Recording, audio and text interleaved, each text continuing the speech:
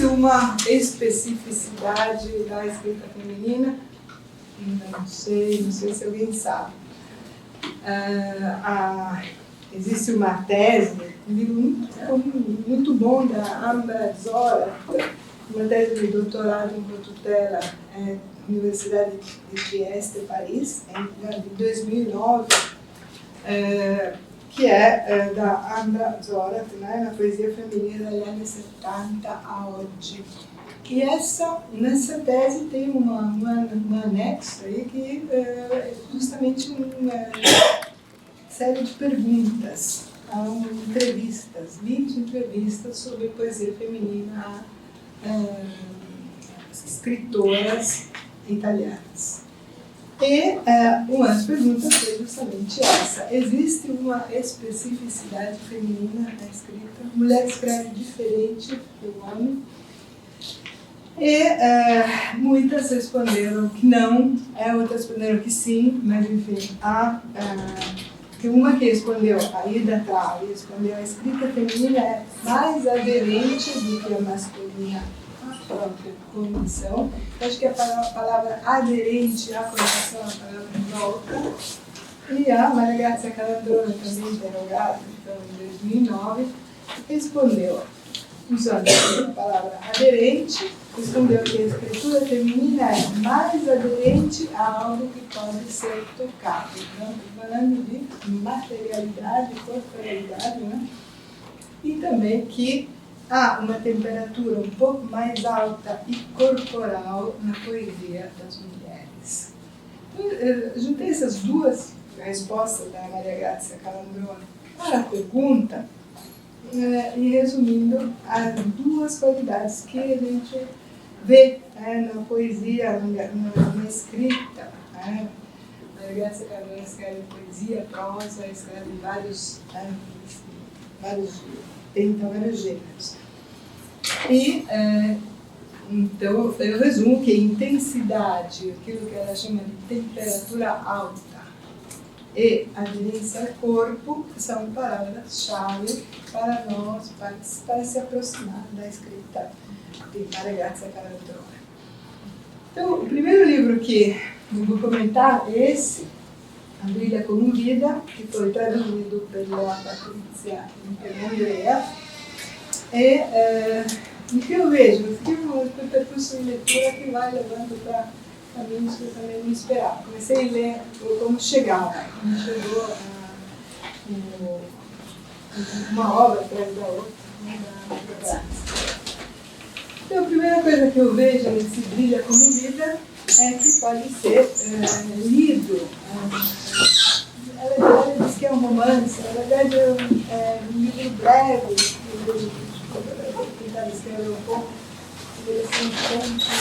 Também que tem caráter de conto. É um romance de gênero assim, diferente, específico dela. E, em todo caso, a primeira coisa que eu observo é que pertence a esse movimento de expansão das escritas do eu, que é típico da hipermodernidade. Se opõe, depois do pós-moderno, bem, agora vamos narrar, não vamos mais fugir da realidade, vamos tentar narrar o que acontece. Então, digamos, realismo, entre aspas, confiança na experiência individual. Então, como é feito esse livro? Antes de mais nada, ele é escrito e ele chama outro livro. Ele não vai poder ser lido sozinho porque parece que ela começa a contar uma história e que é impossível não contar a outra. É um livro que conta uma experiência biográfica. Digamos que pode ser um conto biográfico, autobiográfico. É escrito em forma de diário, esse eu que fala, entremeado de fotos, desenhos, notícias de jornal, recortado, concisamente, mas com essa forma muito estranha, poucas linhas de página, né? Então, digamos que é recortado isso praticamente em torno do tema do amor pela mãe adotiva e do trauma do inesperado desamor da mãe por ela. Desamor que marca a adolescência final, todo o percurso de busca de razões e significado da vida do eu. Então, esse é o texto que se coloca, então, sempre tentando definir que gênero, que é, onde se coloca, ele ainda é estudado, né? Poderia ser estudado nessa categoria que é autoficção ou memória autobiográfica. E na base de um pacto de leitura que é estabelecido explicitamente no texto e no paratexto, né? Que quer dizer, tudo que está nesse mesmo livro, em torno desse livro, que confirmada em entrevista, declarações da autora, então, o pacto de leitura é tudo isso é verdade. Eu estou lendo, eu acredito, eu sei que está falando a verdade. E isso, então, determina uma subversão da relação público-privado, uma subversão que pode ser lida no contexto histórico do domínio das redes sociais, às quais Maria Grácia Calandrone aderiu maciçamente, como todos nós, ou quase. Eu tenho essa falo nisso sobretudo porque acho que uma das questões que mais são evidentes, que mais são impressionantes, muito perturbante, né, na Maria Grácia Calandrone, é a exposição. Ela feita uma autoexposição que talvez para quem usa muito redes sociais possa ser mais normal, mas é uma autoexposição muito grande. O caráter dramático da exposição, essa autoexposição, que é involuntária, então é considerada necessária, portanto é desejável. Esse caráter dramático aparece assim, muito claramente em certos trechos ou versos, por exemplo, de Brilha como Vida, e é declarado como universal. Tem um verso que a gente tinha comentado aqui uma vez, que era cada um gira nu e só na roda sideral dos expostos. Eu falei que ela foi adotada. Então tem esse verso dramático que está colocando a exposição como um fato que é natural, né? E acontece por si, ela foi literalmente exposta pelos rodas dos expostos, né?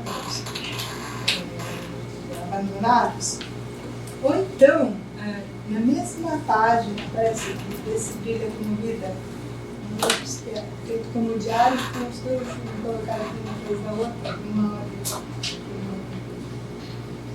não é linear, poética, né? Tem um verso aí que diz: se mexer, não te ver. Citando tudo na tradução, né? Se mexer, não te ver. Então, o recém-nascido tem uma identificação muito grande dessa escrito com esse corpo que não fala ainda, né? Mas que pensa, o que sente, se mexer vão te ver. E aí outro verso, você largado e só, se mexer vão te ver. Então, acho que a exposição aqui, acho que é a nossa primeira palavra-chave é a exposição. Segundo livro, que não foi traduzido no Brasil, é Dove non mi hai portata, então isso vai ter que ser estudado em italiano. Dove non mi hai portata, que é a história da mãe biológica, que ela chama de mãe natural. Dove non mi hai portata, que é a morte, porque a mãe natural abandonou, mas não abandonou para ela continuar vivendo, então ele não levou para a morte. E eu perdi a luta com o computador. Eu ia fazer uma. Não é assim. Não tem a foto do livro italiano também. Não era, né? Então, esse segundo livro é uma investigação. Ela chama de inquiesta, uma enquete. Então esse livro é muito diferente. Então, ele parece que pertence mais ao gênero policial, né? Porque é uma busca desesperada de documentos. Então, ele também aqui, porque é uma coisa. Ela está investigando a família biológica, que são a mãe e o pai daquela Maria Grazia Greco, que é o nome que ela recebeu pela mãe. Ela foi abandonada e a mãe deixou um bilhete de essa Maria Grazia Greco e deu assim, bem trágico, né? Deu o nome do marido, que não é o pai dela, né? Porque os dois, então, tudo uma história terrível, né? De Margarida Calandrona receberá o sobrenome atual de Calandrona, que é o sobrenome do pai adotivo, né? É um deputado comunista, uma pessoa muito interessante. Mas o nome que ela recebeu da mãe era Greco, que era o nome do marido. Então, ali tem uma história de mulher que nem é nome, o marido que não é pai, né? Então aí quem perde a criança, quem perde a mãe,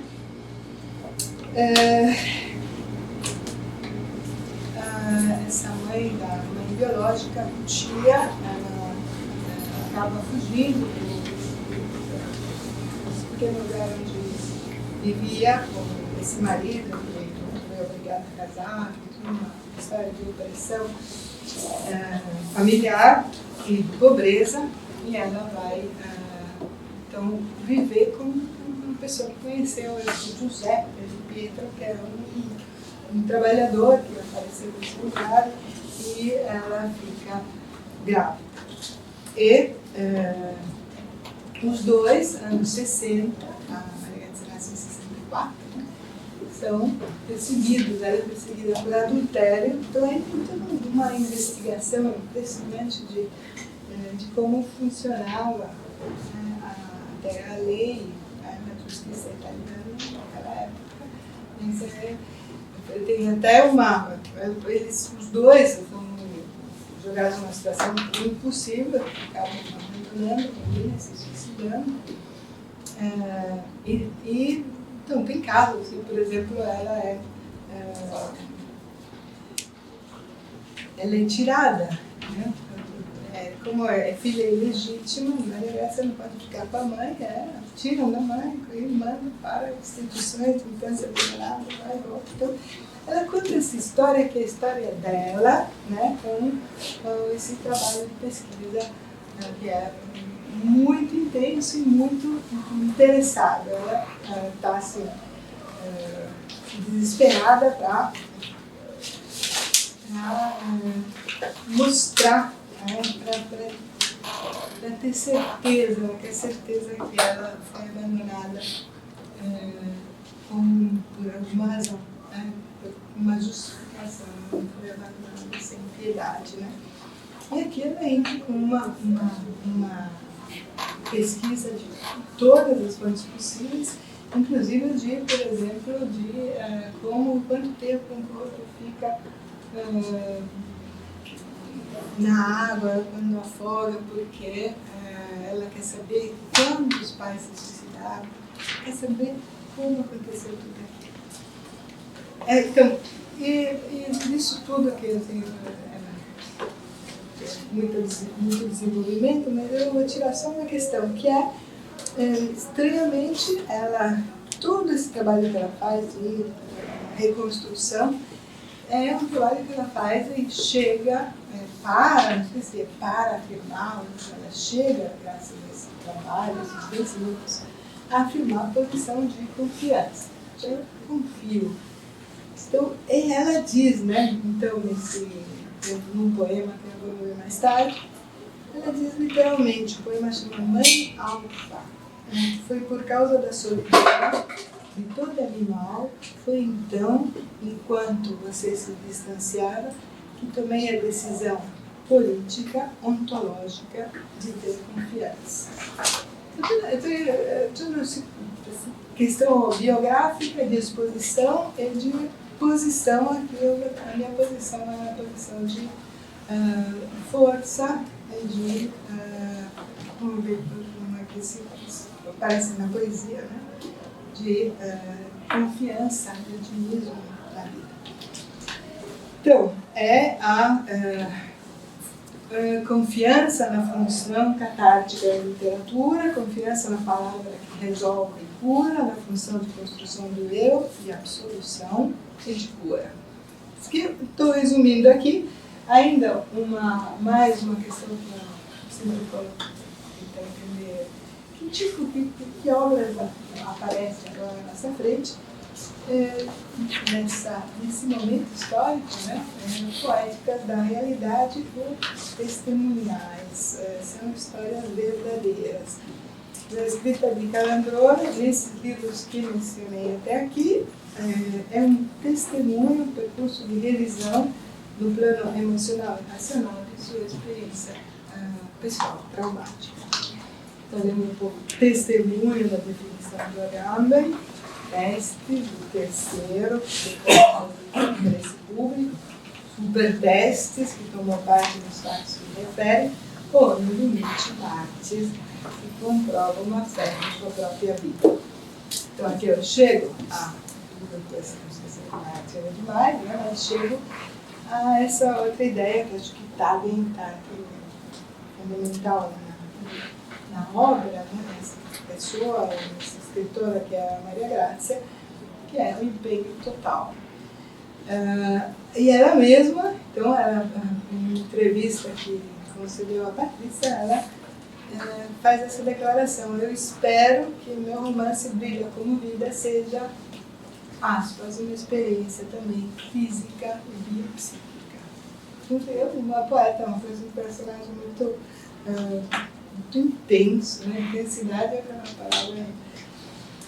Então, a verdade buscada nesses livros é fruto da vontade, da paixão, da escuta da memória, de pesquisas racionais, e é corporal e é visceral.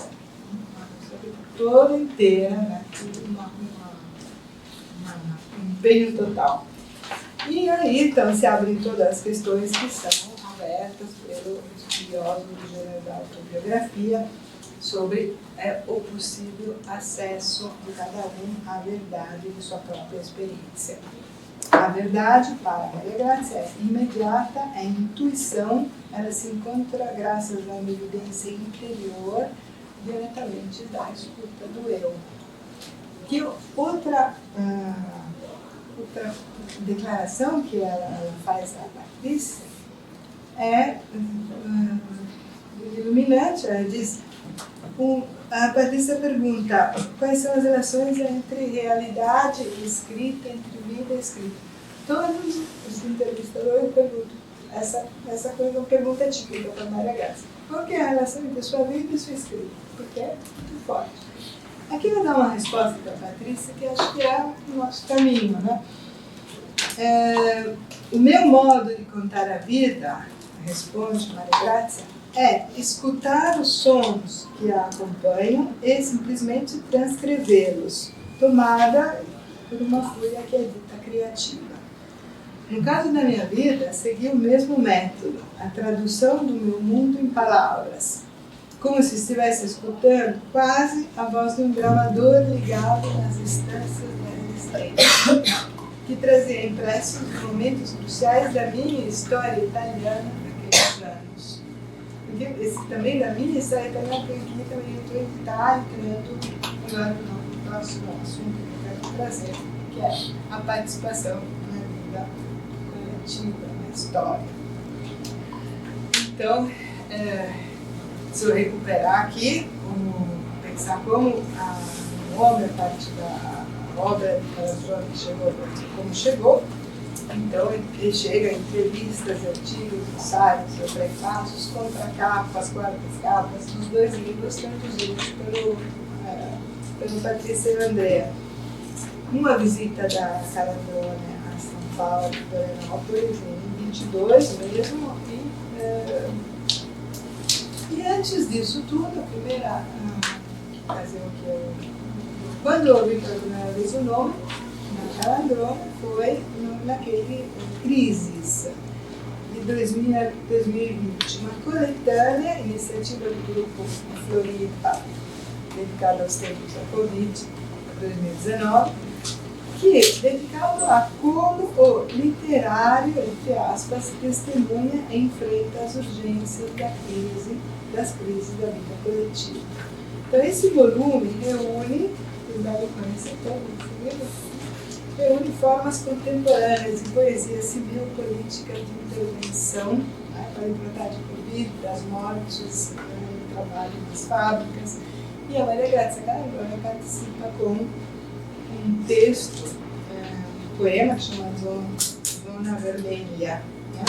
E faz outras intervenções sempre de caráter, interesse pelas crises, pelas tragédias da vida contemporânea coletiva. Né?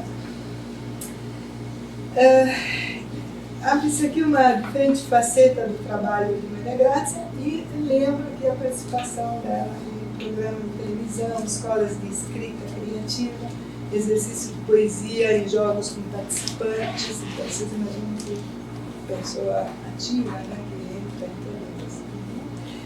Que, como é que eu vou citar um ensaio de Patrícia sobre a Calandrona, você nota que esse jogo, esse tipo de participação, desauritiza, então tira a aura, uma espécie de ataque, né? Tirar a aura na poesia, essa solenidade, poesia do poeta. Mas, sobretudo, essa parte do projeto totalizante da poesia total, que busca o elo, tornou-se ramificado, aqui a relação direta, horizontal e rizomática, que eu escolhi essa outra frase.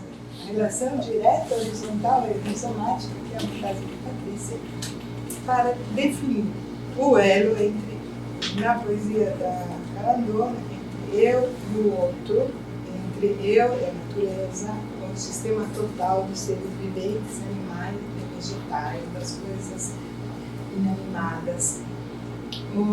Esse verso dela, io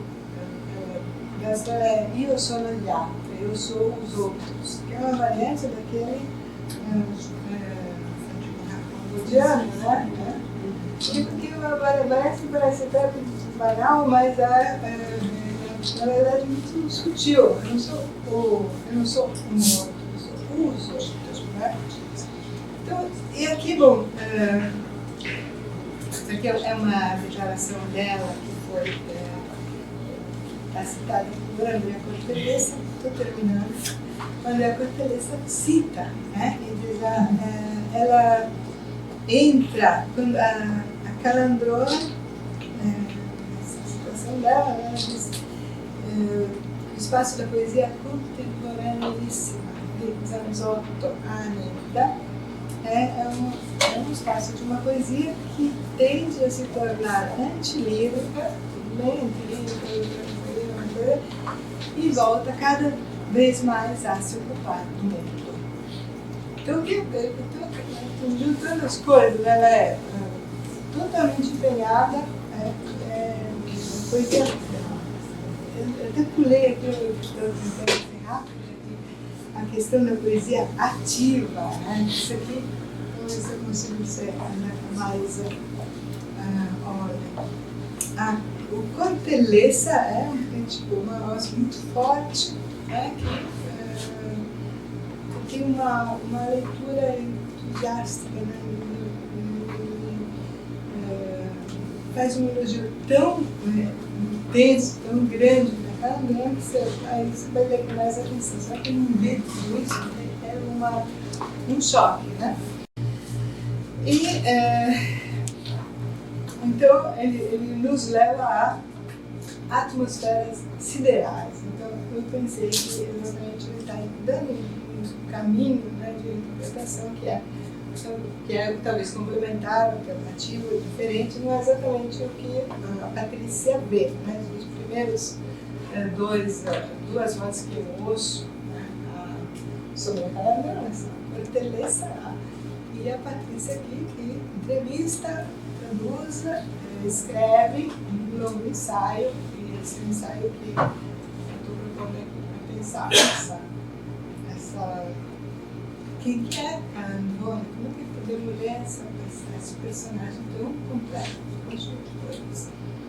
Então, resumindo o que o Andrea Cortellessa diz, ele centra a leitura dele na ideia de joia. Joia aqui eu acho que é um problema, né? Porque joia não é exatamente alegria, que é a única palavra que vocês acharam para traduzir, né? Um pouco diferente, né? E até o Cortellessa, joia, eu acho que ele pensa, ele diz, eu estou pensando na jouissance, palavra psicanalítica, que seria, se eu estou citando o Cortellessa, o princípio relação que acorpa, né? Quer dizer, reúne num só corpo, né? Ele fala aqui de corpo mesmo, o eu e o mundo consigo mesmo. E aqui Cortellessa cita Calandrona, ele diz essa jouissance, essa joia, essa felicidade, não sei o que dizer, é, palavra de Calandrona, a inteligência elétrica que mantém juntos os átomos do corpo e da cadeia onde o corpo se sente. Né? E continua a Cortellessa, que é muito mais que eles, não vou citar porque não consigo nem resumir. E assim, nosso corpo, feito da mesma matéria dos corpos estelares, entra em ressonância material com a vibração do universo. A força que move o Sol e as outras estrelas e que Dante já chama amor. A palavra é amor, joia, amor, mas aí o Cortellessa diz explicitamente é o caminho dantesco. Ele vai ajudar, mas você vai procurar isso. E ainda fala, a Calandrona canta nada menos do que a joia. Nada menos que ele tem coragem, né? Que ousadia mesmo cantar a felicidade, com toda aquela história que tem, né? Para chegar nisso. E aí eu recolhi outra citação que acho que é significativa ainda do Beba Comovida. Ela diz: o máximo prazer, a utopia do prazer é a circulação fluida do amor humano. Então, o amor é a solução, a solução para nós. Para ser feliz eu preciso amar, e essa circulação do amor humano é o máximo prazer. Então, outro caminho aqui que estou tentando dizer, como Cortellessa está mandando ele para o céu, né? E então a leitura da Patrícia, ela propõe várias associações, eu vou só citar talvez uma ou duas, né? Que tá mandando de volta para a Terra, né? A Patrícia está presente para você. Ela salienta aqui a humanidade, né? E se conectando. A primeira coisa que a Patrícia faz esse ensaio, que é desse ano, né? Na revista Letras de Curitiba, de 22.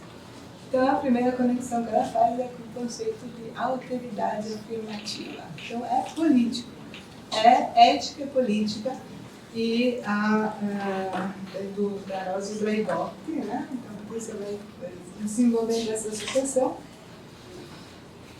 afirmando que nessa poesia o empenho parte da presença do outro, aspas, da comunhão com o outro, a relação necessária e vital com a natureza e os animais.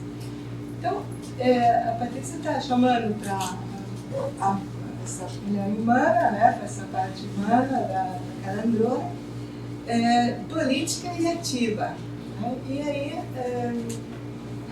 tem esse trabalho da própria Calandrona, que foi organizar a poesia da Leila Nobile, onde a própria Leila Nobile, que é uma contemporânea, enfim, mas que também trabalha com empenho, né? Você começa a se ocupar do mundo, você artes, que a poesia tem a obrigação de se intervir, ser importante. E chama isso de poesia ativa. Então, a atividade da poesia política ativa. Então, minha proposta aqui é de continuar a leitura nesse sentido e com uma pequena ampliação.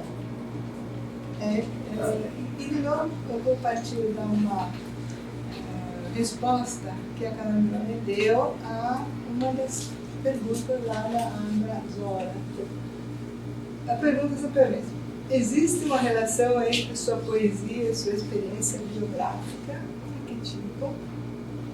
Aí, a pergunta que aparentemente inócua alude à especificidade da questão do gênero, a autobiografia, a poética da realidade testemunhal, a biografia, na biografia, a questão do que é. Olha aqui, a Maria Grazia responde. Ela amplia muito, desmedidamente, o espaço do seu projeto, da sua missão, e diz: para que a escrita tenha minimamente sentido, acredito que o eu do autor deva atingir seu estado zero, ou seja, seu estado de comunhão humana e mineral. Então, meu caminho de minha proposta de leitura, uma proposta que seja possível ver, né, é pensar a partir de ainda de uma expressão da Patrícia aqui, quando diz a relação direta, horizontal e rizomática, né? Porque o que me parece que a Calandrone faz, ali podemos voltar a pensar nos livros de prosa, narrativa, meio romance, o que for, em toda a poesia, que é, esqueci de dizer, né? Esse é o livro então, que foi traduzido inteiramente pela Patrícia, né? A vida inteira, uma antologia de poemas que são extraídos de 4 livros de 2015 a 2022 da Calandrone.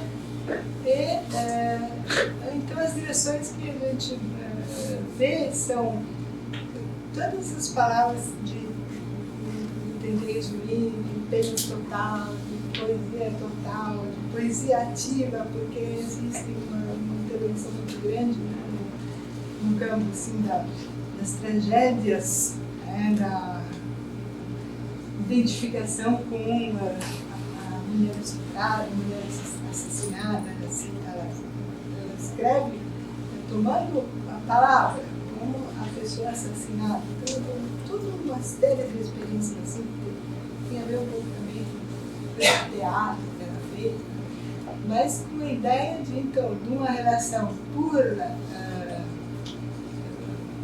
não vai dar para entrar nesses poemas, mas acho que como é que é? Horizontal, rizomática, né? Direta, horizontal e rizomática, porque ela vai se imaginar nessa rede de relações bem de tempos. Vocês precisavam ver poemas que ela pensa que a árvore, a vida secular da árvore com a maçã que volta a se transformar no sangue da pessoa. Vocês precisam ler. Eu escolhi um poema aí, mas eu vou decidir ler, mas eu vou mostrar. Macaco lunar. A poesia não é senão isso, ricocheteio do som entre ângulos brancos, de crateras pré-históricas, um vazio rebocado enroscado no fundo, do ouvido humano como pele com osso. O canteiro é a vida, o ouro da loucura, toda a alegria humana. O poeta é o macaco lunar, o seu corpo não está nunca só, transportado pelo favo jorrante da palavra na cela vazia, da palavra, do seu corpo, toma em si, fisicamente entre seus olhos separados, o centro da terra, líquido e metal, composto pela pena e alegria de todos, ele só sabe transformar em canto o sangue da espécie. Embora seu corpo seja uma comum, entidade fechada em transparência, sua massa parece, derretida por dentro por um fenômeno de combustão, enquanto chega a língua comum da espécie, aquela língua que vai se afastando, como um arco-íris lunar, que ressurge dos lugares da origem, onde a língua serve para ficar juntos, para dizer as coisas, é só compaixão.